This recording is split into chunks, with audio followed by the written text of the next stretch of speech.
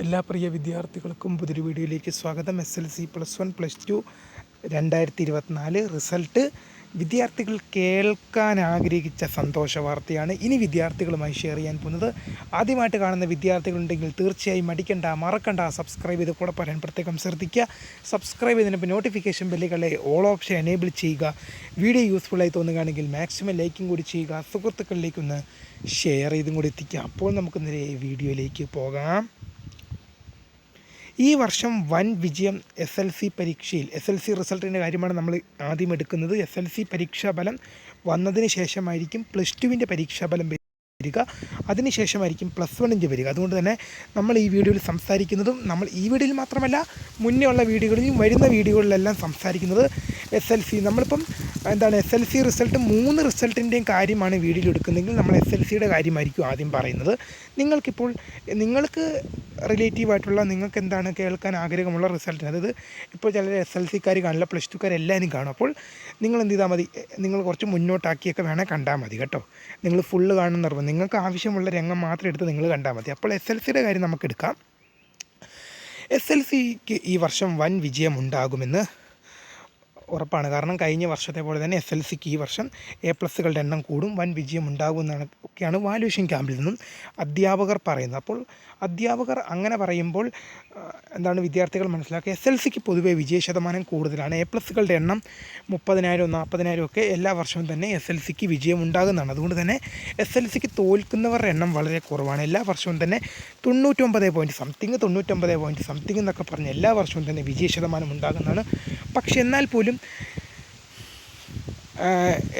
പോലും SLCക്ക് നല്ല വിജയശതമാനമാണ് എല്ലാ വർഷവും ഉണ്ടാകുന്നത്. എന്നാൽ എല്ലാ വിദ്യാർത്ഥികളും തന്നെ SLC ജയിക്കുന്നില്ല എന്നാണ് നമുക്ക് സത്യാവസ്ഥ. കാരണം ഇത് 99 വിജയം വരുമ്പോൾ 100% വിജയം വന്നാലല്ലേ, നമ്മളിപ്പോൾ 100 പേര് പരീക്ഷ എഴുതിയാൽ 100 പേരും ജയിക്കണമെങ്കിൽ എന്ത് ചെയ്യണം, 100% വിജയം വരണം. 100 പേരും ജയിച്ചാൽ, അപ്പോൾ 99% വരുമ്പോൾ 100 പേര് പരീക്ഷ എഴുതുമ്പോൾ 99 മാത്രമാണ് ജയിക്കുന്നത്. എന്നാലും അത്രയാണ്. കഴിഞ്ഞ വർഷം 2000-ഓളം വിദ്യാർത്ഥികളും കണ്ട് ഫെയിലായിപ്പോയി SLCക്ക്. പക്ഷേ അവർ ഇമ്പ്രൂവ്മെൻറ്റ് ചെയ്തെടുക്കുകയും ചെയ്തു. അത് നിങ്ങൾക്ക് ഇമ്പ്രൂവ്മെൻറ്റ് ചെയ്യാനുള്ള ഓപ്ഷൻ ഉണ്ട്. പക്ഷേ എന്നാൽ പോലും എൻ്റെ ഒരു അഭിപ്രായം ഞാൻ പറയുകയാണ്, SLC നിങ്ങൾക്ക് ജയിക്കാൻ എളുപ്പമാണ്, തോൽക്കാനാണ് SLC പണി. നിങ്ങൾക്ക് C മാർക്ക് നിങ്ങളെ ജയിക്കാൻ സഹായിക്കും.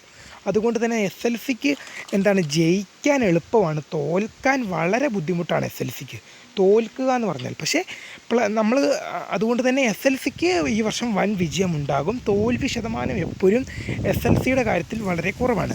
പിന്നെ നമ്മൾ +1ൻ്റെ കാര്യം എടുക്കുകയാണെങ്കിൽ +1ൽ തോൽവി ഇല്ലെന്നൊന്നും നമ്മൾ പറയുന്നില്ല. പക്ഷേ ഫെയിലിങ് എപ്പോഴും ഉണ്ടാകാറുണ്ട്. പക്ഷേ SLCയെ കഴിഞ്ഞും കൂടുതൽ പേര് എന്ത് ചെയ്യാറുണ്ട്, +1 എത്തുമ്പോൾ എന്ത് ചെയ്യാറുണ്ട്, ഫെയിലാവാറുണ്ട്.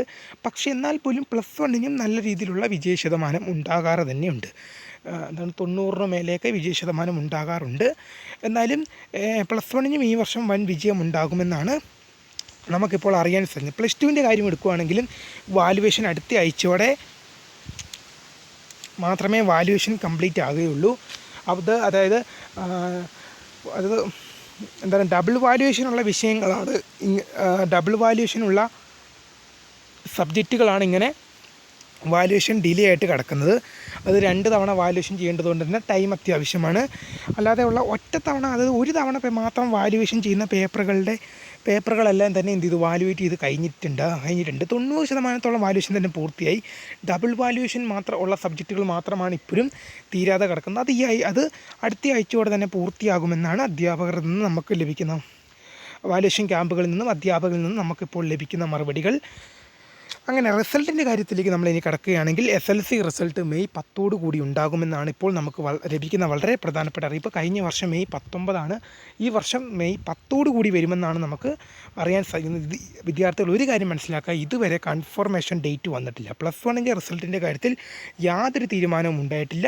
കഴിഞ്ഞ വർഷം ജൂലൈ 15 +1ൻ്റെ റിസൾട്ട് വന്നത്. അതുകൊണ്ട് തന്നെ ഞാൻ മെയ്യിൽ തന്നെ വരുമെന്ന് ഉറപ്പിച്ച് പറയുന്നില്ല. പക്ഷേ SLCയും +2ഉം എന്തായാലും മെയ് മാസത്തിൽ തന്നെ റിസൾട്ട് ഉണ്ടായിരിക്കും. +1ൻ്റെ റിസൾട്ടിന് ഞാൻ ഒരിക്കലും മെയ് മാസം ഗ്യാരണ്ടി പറയില്ല. കാരണം കഴിഞ്ഞ വർഷം ജൂലൈ 15 എല്ലാ വർഷവും മെയ്യിൽ SLC റിസൾട്ട് SLC റിസൾട്ട് മെയിൽ വരാറില്ല. അതുകൊണ്ട് തന്നെ നമുക്കൊരിക്കലും മെയിൽ വരുമെന്ന് SLC റിസൾട്ടല്ല SLC അല്ല, +1 റിസൾട്ട് ഒരിക്കലും മെയിൽ വരാറില്ല. അത് ജൂൺ ഓർ ജൂലൈയിലാണ് വരാറ്. അതുകൊണ്ട് തന്നെ നിങ്ങൾ ആ ടൈമിലേക്ക് പ്രതീക്ഷിച്ചാൽ മതി. +2 റിസൾട്ട് എന്തായാലും മെയ് മാസത്തിൽ തന്നെ ഉണ്ടാവും. കഴിഞ്ഞ വർഷം മെയ് 25 നിങ്ങൾക്ക് എന്ത് ചെയ്യാം, 25-നുള്ളിൽ തന്നെ ഈ വർഷവും എന്ത് ചെയ്യാം, റിസൾട്ട് പ്രതീക്ഷിക്കാവുന്നതാണ്.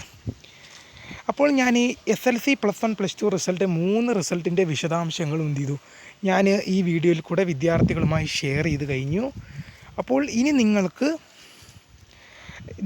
ഏത് റിസൾട്ടുമായിട്ടുള്ള ബന്ധപ്പെട്ടാണ് വേണ്ടതെന്ന് നിങ്ങളൊന്ന് മുന്നോട്ടാക്കി കണ്ടാൽ മതി. SLC വേണ്ടവർ ആദ്യത്തെ ഭാഗം തന്നെ കണ്ടോ.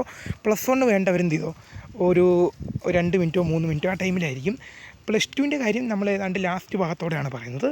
അവസാനത്തെ ഒരു 3-4-2 മിനിറ്റോളമാണ് പറയുന്നത്.